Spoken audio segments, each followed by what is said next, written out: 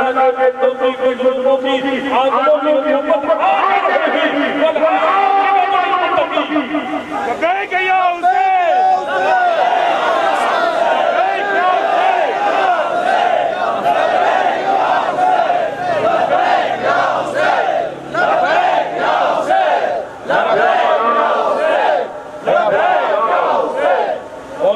پاکستان کی سرزمین پر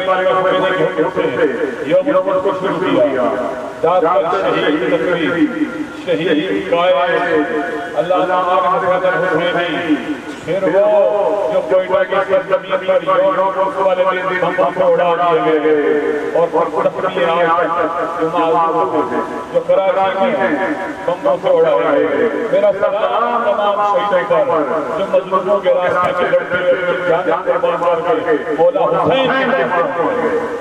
دوستو انشاءاللہ